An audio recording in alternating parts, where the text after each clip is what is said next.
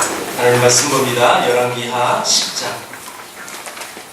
1절에서 14절 말씀까지 한 절씩 교독하겠습니다. 열왕기하 10장 1절에서 14절까지입니다. 교독합니다. 아합의 아들 70명이 사마리아에 있는지라 예후가 편지들을 써서 사마리아에 보내서 이스라엘 귀족들 곧 장로들과 아합의 여러 아들을 교육하는 자들에게 전하니 일렀으되 너희의 아들이 너희와 함께 있고 또 병거와 말과 견고한 성과 무기가 너희에게 있으니 이 편지가 너희에게 이르거든. 너희 주의 아들들 중에서 가장 어질고 정직한 자를 택하여 그의 아버지의 왕제에 두고 너희 주의 집을 위하여 싸우라 하였더라. 그들이 심히 두려워하였는데 두 왕이 그를 당하지 못하였거든. 우리가 어찌 당하리라 하고 그 왕궁을 책임지는 자와 그 성읍을 책임지는 자와 장로들과 왕자를 교육하는 자들이 예후에게 말을 전하여 이르되 우리는 당신의 종이라. 당신이 말하는 모든 것을 우리가 행하고 어떤 사람이든지 왕으로 세우지 아니하리니 당신이 보기에 좋은 대로 행하라 한지라. 예후가 다시 그들에게 편지를 붙이니 이르시되 하나님께가 내 편이 되어 행하려 내가 들으거든. 너희 주의 아들 된 사람들의 머리를 가지고 내일 함께 이스라엘에 이르러 내게 나오라 하였더라.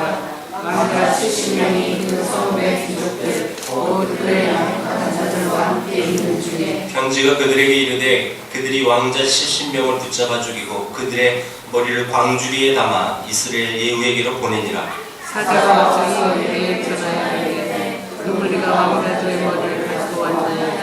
이를 때 두 모델으로 쌓아 내라 사자를 무너게 해라고. 이튿날 아침에 그가 나가 서서 뭇 백성에게 이르되 너희는 의롭도다. 나는 내 주를 배반하여 죽였거니와 이 여러 사람을 죽인 자는 누구냐. 그런즉 너희는 알라고 여호와께서 아합의 집에 대하여 말씀하시는 하나도 행에 떨어지지 않으리라. 여호와께서 그의 종 엘리야를 통하신 말씀을 이제 이루셨다니라. 예후가 아합의 집에 속한 이스라엘에 남아있는 자를 다 죽이고 또 그의 귀족들과 신뢰받는 자들과 제사장들을 죽이되 그에게 속한 자를 하나도 생존자를 남기지 아니하였더라. 예후가 일어나서 사마리아로 가더니 도중에 목사가 양털 감는 길에 이르러 예후가 유다의 왕 아하시아의 형제들을 만나보되 너희는 누구냐 하니 대답하되 우리는 아하시아의 형제라. 이제 왕자들과 태후의 아들들에게 문안하러 내려가노라 하는지라. 이르되 사로잡으라 하매 곧 사로잡아 목자 양털 깎는 집 웅덩이 곁에서 죽이니 40명이 하나도 남지 아니하였더라. 네. 우리 주변에 자기가 하나님의 일을 하는, 그래서 자기 스스로 하나님의 종이라고 말하는 사람들 중에 꽤 많은 사람들의 모습을 보고 신앙생활과 또 하나님의 거룩한 교회에 대해 실망하는 사람들이 적지 않다는 것을 우리는 보게 됩니다. 그런 모습을 보면 교회 나가는 사람이 시험 들었다라고 표현하죠. 시험 들어서 교회 다시 안 나간다. 한국 교회의 성장률이 1990년 거의 후반까지는요 굉장히 가파르게 올라갔어요. 이 통계로 나온 거예요. 우리 기독교가 복음이 들어온 이 땅에 들어온 그 첫날부터 기독교 확산률은요 어마어마하게 늘었어요. 그러니까 뭐 엄청난 숫자죠 사실. 근데 1890년 후반에서 이렇게 꺾였는가. 거기선 더 폭발적인 성장이 없습니다. 그래서 오히려 숫자가 줄었다고 표현할 정도예요.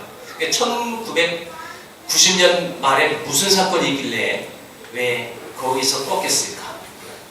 그럼 그 사건이 하나 있긴 있어요. 그래서 어떤 한 사건의 기점을 통해서 기독교가 숫자적으로 떨어졌다.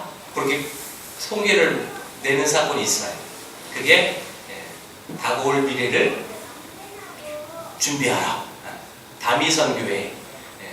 우리 학생들은 모를 거예요. 1898년도에 뭐 하고 있었는지 여러분들은 막 어렸을 때도 어른들은 알 거예요. 예수님이 재림하신다.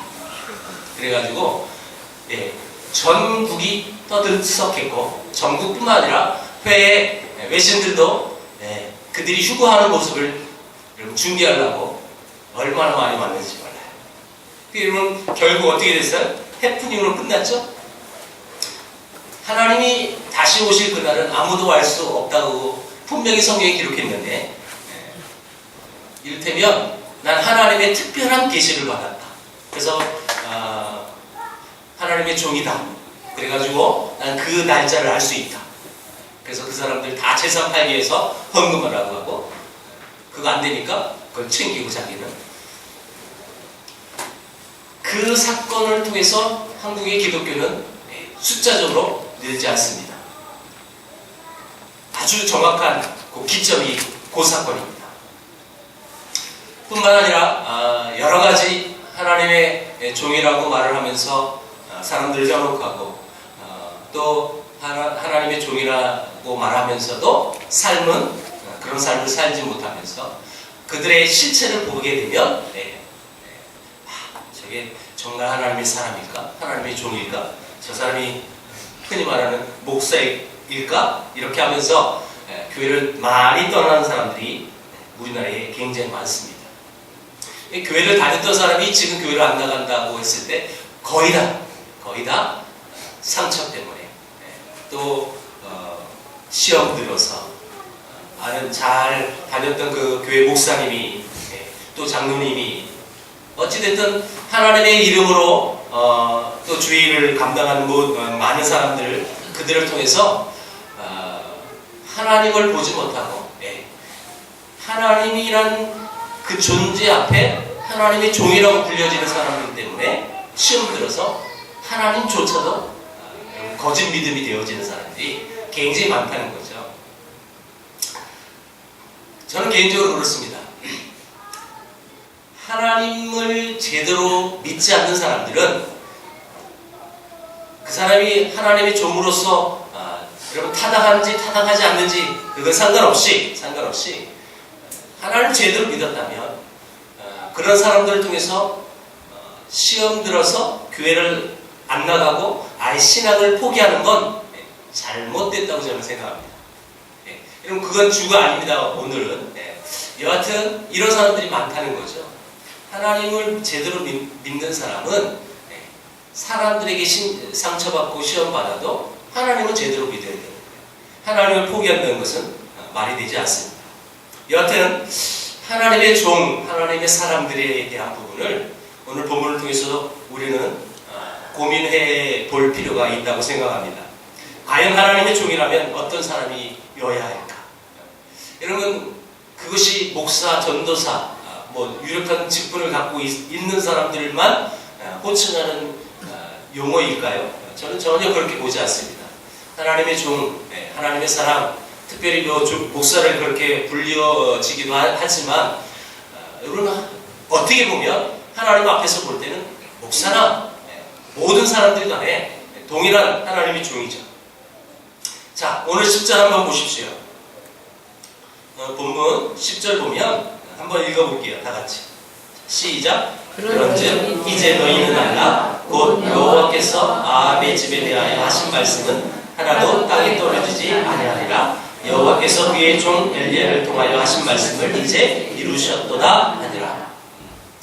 지금 예후가 한 말입니다. 예후가 아합 일가를 다 아합과 그 집안들을 다 죽여요. 그리고 이것은 하나님의 종 엘리야가 내게 했던 예언, 분명히 예언했어요. 엘리야가 예언했었던 그 사람이 예후입니다. 예후를 통해서 아합의 집안을 다 없애버리겠다. 그래서 그 일들이 실제로 일어났습니다. 자, 그런데 이 예후의 행위가 하나님의 말씀의 성취라고 하지만 어딘가 모르게 좀 이상한 모습이 없잖아 있다는 거예요.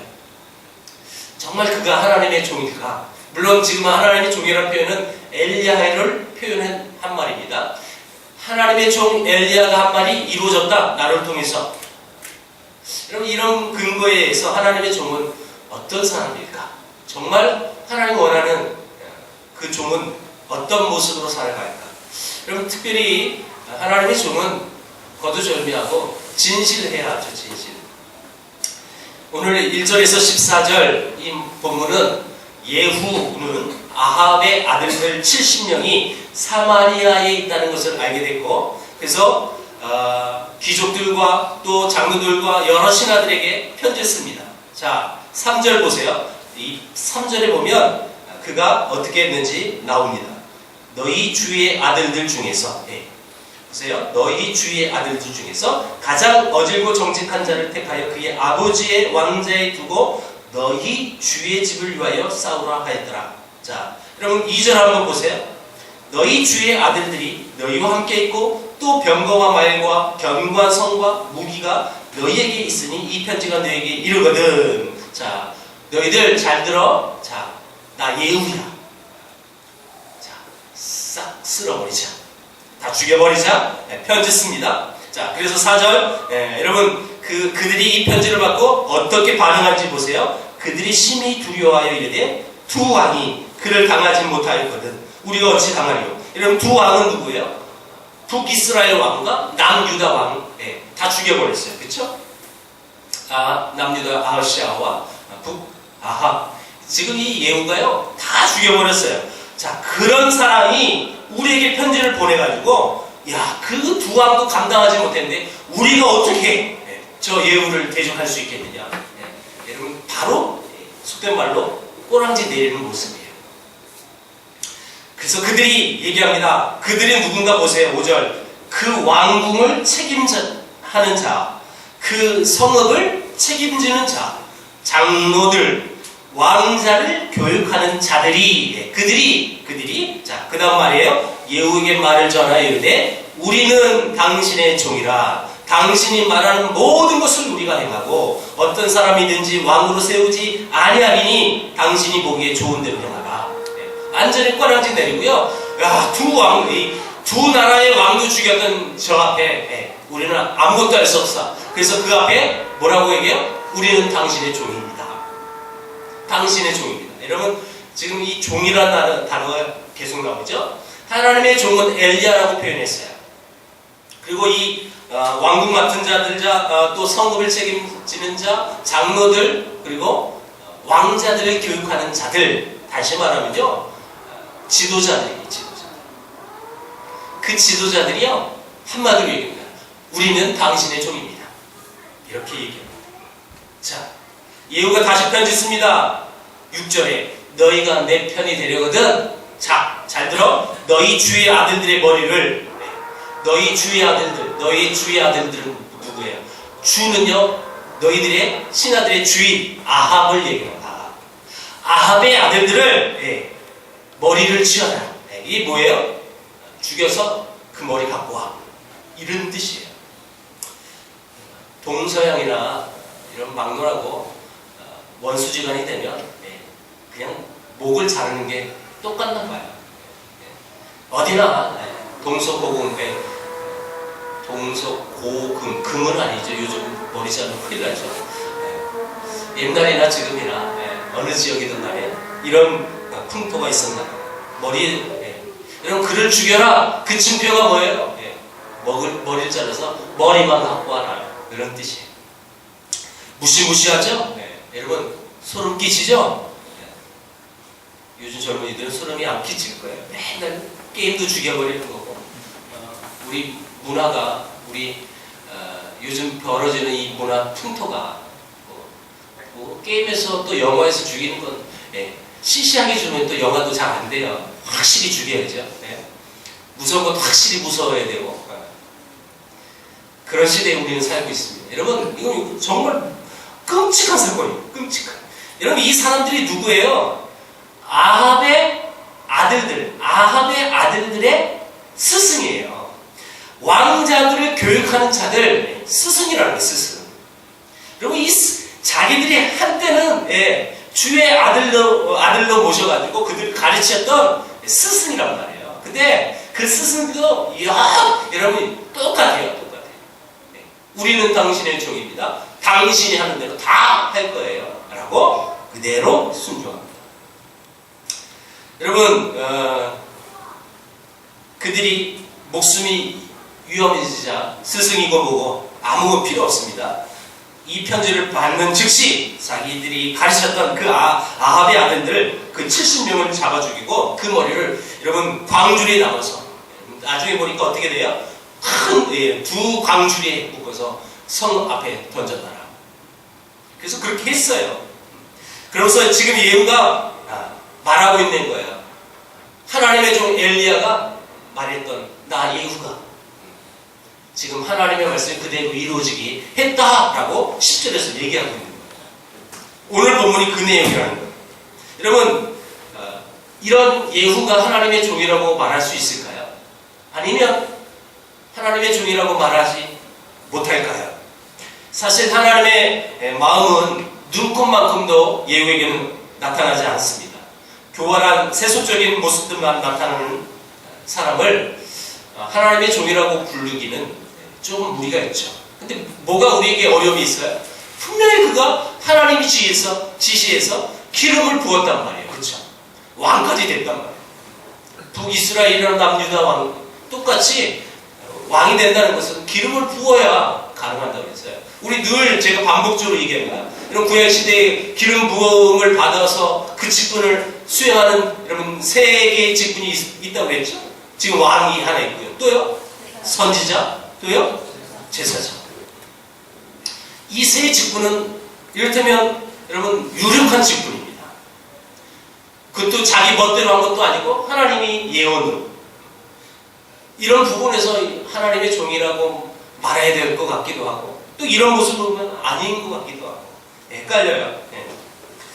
자, 여러분 분명한 것은 교활하고 세속적인 모습을 갖고 하나님의 종이라고 말하기에 여러분 우리는 이 부분은 우리가 또 좀 여과해야 되겠죠. 분명히 우리가 짚고 넘어가야 되겠죠. 이유는 아합의 아들들의 잘린머리를 두 무더기로 쏴서 성문 앞에 두었다가 다음날 백성들 앞에 서서 얘기합니다. 그게 9절입니다. 여러분 보세요. 9절 같이 읽어볼게요. 9절을 시작. 이튿날 아침에 그가 나가서서 뭇 백성에게 이르되 너희는 의롭도다. 나는 내 주를 배반하여 죽였거니와 이 여러 사람을 죽인 자는 누구냐. 자기는 지금 아합만 죽였어요. 아합만. 그렇죠? 자기는 아합만 죽였는데 이 70명 아합의 아들들 머리를 이렇게 놓고 야 얘들은 누가 죽였냐? 니들이 죽였죠. 그렇죠? 백성들이 죽였다는 거예요.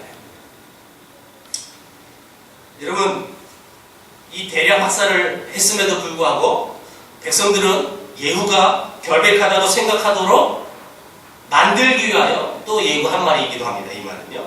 자, 그래서 예후는 자기 백성들의 지지를 등에 업고서 하나님께서 허락하신 사마리아의 아합 일당뿐만 아니라 나머지도 다 없애버립니다. 자기 행위를 하나님의 말씀에 성취라고 그 자기 정치적인 야심을 감춰놓고 했던 행위가 바로 이 모습이라고 말할 수도 있어요. 자, 그리고 12절에서 14절에 또 하나의 사건이 벌어져요.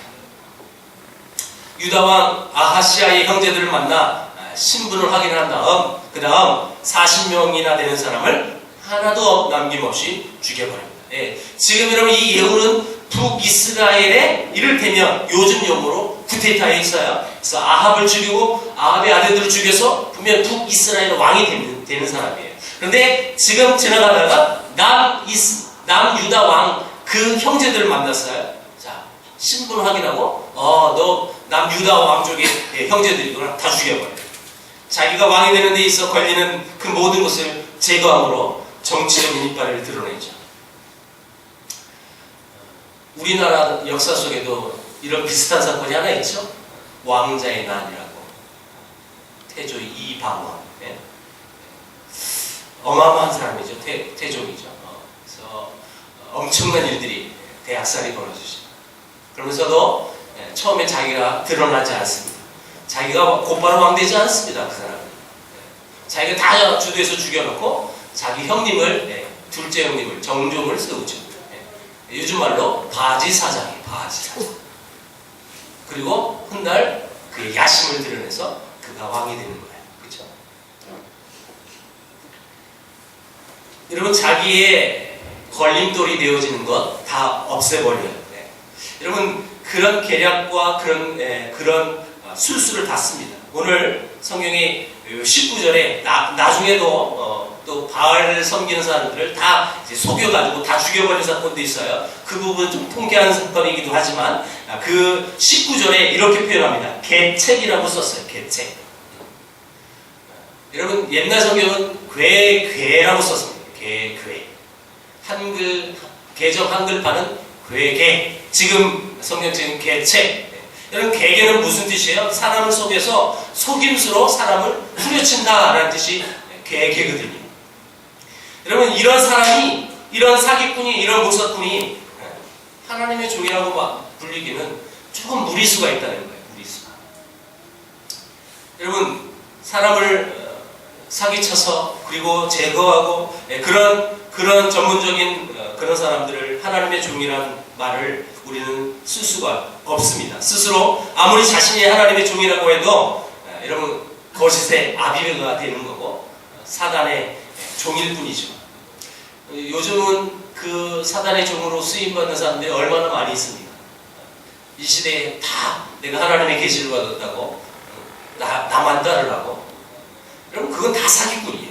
그것을 이용하여 자기의 배를 부리려고 하는 이단들. 사단의 종이죠. 그 사람들이. 자, 하나님의 종이의 가장 큰 특징은 진실입니다. 진실. 좀 어리숙해 보여도 하나님의 사람은 진실해야만 합니다. 그런데 문제는 예후가 기름 부음 받은 종이라는 사실입니다. 그리고 자기 스스로도 하나님의 말씀을 성취하고 있는 중이라고 그는 말하고 있다는 것입니다. 사실 꾼들이 흔히 이렇게 말을 하면서 속이는 거죠. 나 하나님의 사람이, 하나님의 종이야.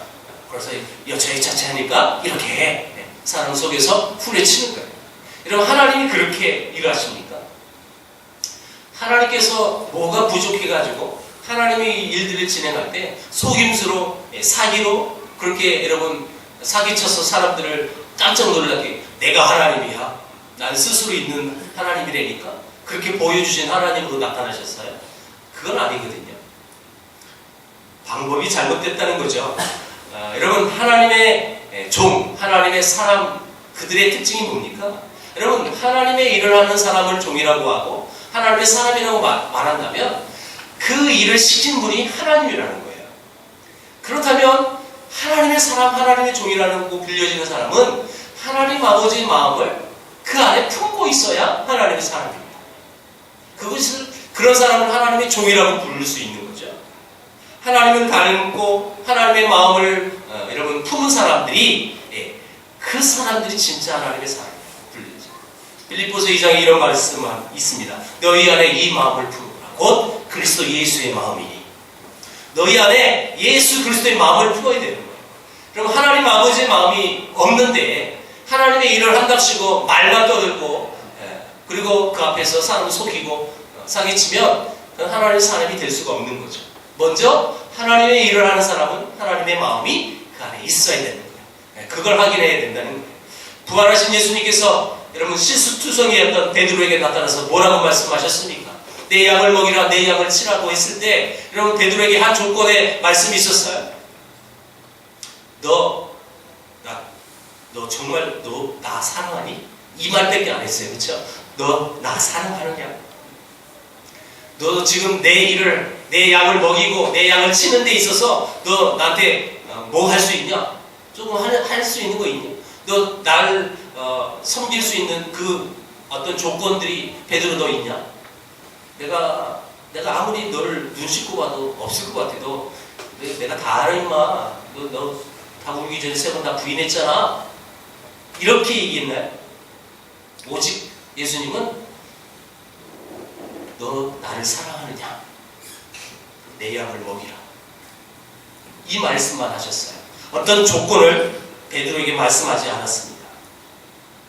여러분 이것이 무엇을 말할까요? 하나님의 사람이 되는 데 있어서 가장 중요한 일은요. 여러분 일이 아닙니다. 일이에요.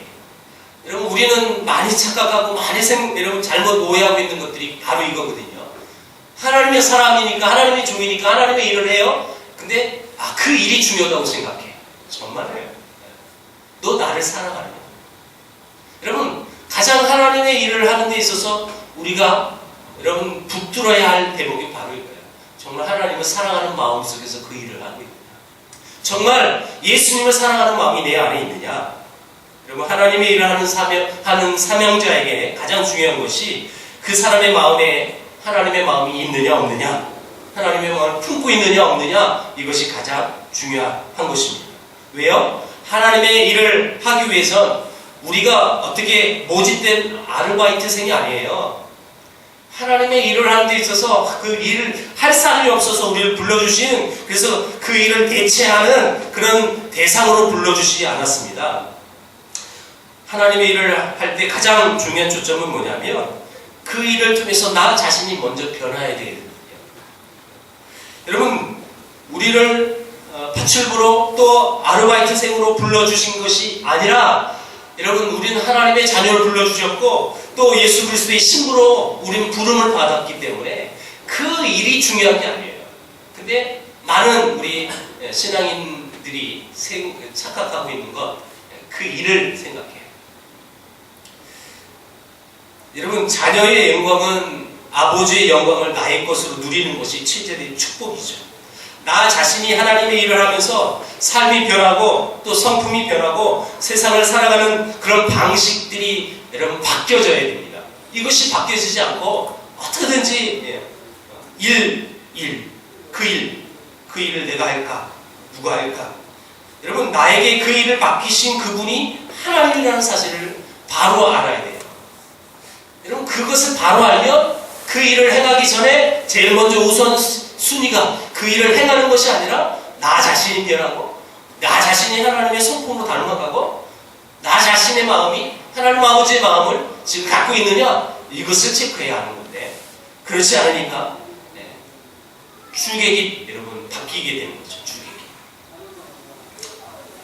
이를 이루시는 목적으로 만약 우리를 하나님이 불러주셨다면, 여러분, 우리처럼 미숙하고 우리처럼 불성숙하고 우리처럼 부족하고 이런 사람들을 하나님 뭐하러 부르시겠어요? 여러분, 일이 목적이라면 그 일을 잘하는 사람을 부를 거예요. 세상의 이치는 바로 그거거든요. 어떤 일을 내가 진행해요. 하는데 이건 내가 시간도 없고 내가 잘할 수도 없고 그래가지고 이 일을 다른 사람에게 맡겨서 돈을 줘서 어떤 일을 진행한다고 생각해 보세요. 이왕 여러분 그 사람 와서 일을 할 때 10만 원 줘서 일을 할 것 같으면 그 일에 대한 전문가를 부르는 거예요. 그렇죠? 어차피 돈 나가니까요. 그 일을 가장 잘하는 사람을 불러서 쓰는 겁니다. 만약 하나님이 우리를 불러주시는 목적이 일을 잘하기 위해서, 내 대신 저놈들이 말이 안 듣네, 싸그리 다 죽여버려요. 그런 목적을 갖고 있었다면 잘 죽이는 사람 데려오면 되는 거예요. 그렇죠? 근데 그 목적이 아니잖아요. 여러분, 하나님이 뭐가 아쉬워서 아합들을 다 죽여버리는 게 목적일까요? 그 목적은 아니에요. 이 부분을 우리는 자세히 봐야 한다는 것입니다. 하나님이 우리를 일꾼으로 불러주실 때는, 하나님이 우리에게 그 일을 맡겨주실 때는 가장 중요한 부분이 나 자신이 지금 변하고 있는가, 아니 그 일들을 나에게 맡겨주시는데 나는 그 일에 대해서 자신이 없고 할 수도 없고 많이 알고 있는 지식도 없어요. 여러분, 그렇다면 여러분, 그 일을 맡기신 하나님의 그 목적을 우리가 제대로 봐야 한다는 거죠. 내 자신이 변화되고 내 마음이 부족하지만 연약하지만 하나님의 마음을 갖고 하나님을 대신하여 말씀을 전했던 하나님의 말씀을 대언하는 마음으로 아버지의 마음을 품고 주의 일을 할 때, 교회 일을 할 때도 마찬가지, 나는 연약하지만 여전히 부족하지만 그 일을 맡기신 그 하나님의 목적이 무엇인지 바로 깨닫는다면 내가 하는 것이 아니라 이것이 하나님의 은혜로서 내가 설 수 없지만 하나님의 은혜였기 때문에 가능했다 라는 마음속에, 여러분, 부족하지만 자신있게 또 당당하게 또 설 수도 있는 것이고, 연약하지만 잘할 수도 없지만 최선을 다하는 것이고, 이것이 제가 봤을 때 진짜 하나님의 사람이라고 생각해요. 이것이 진짜 하나님의 종이라고 저는 생각해요. 여러분들은 어떤 마음을 갖고 하나님의 일들을 하고 계십니까? 서론에서도 말씀드렸습니다. 하나님의 종이라는 존재는 목사만이 아니라 하나님 앞에 하나님을 믿는 모든 크리스찬들이 하나님의 종입니다. 하나님의 사람이고요. 하나님의 종이라고 우리가 불림을 받아요. 그렇다면 하나님의 종이라면 나는 어떤 마음 갖고 살고 있는지, 혹시 내가 지금 이 예후처럼 하나님의 일들을 한답시고 칼을 그냥 무자비하게 내던지고 속임수를 써가며 그런 사람으로 지금 살고 있는지, 살고 있지는 않는지 한번 우리의 삶을 되돌아 봤으면 좋겠습니다. 세상의 사고방식은 여러분 정말 일 잘해야 임금도 많이 받고, 많이 알아야 편한 직업도 받고, 그런 게 사고방식입니다. 부족함이 있으면 명퇴시켜버립니다. 세상의 가치관은 다 그렇습니다.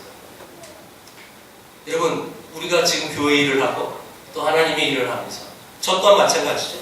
하나님의 일들을 한답시고 호칭도 목사라고 한답시고 그렇게 나 하나님의 종이야 라고 하면서 그냥 그걸로 무기 삼아서 그냥 막 대하고 막 함부로 한다면 하나님의 사람이 될 수가 없는 거죠. 입술로만 또 호칭으로만 그럴 수밖에 없는 거겠죠. 자, 여러분 이 말씀을 통해서 한번 보십시오. 오늘 제목이 하나님의 종이, 하나님의 종.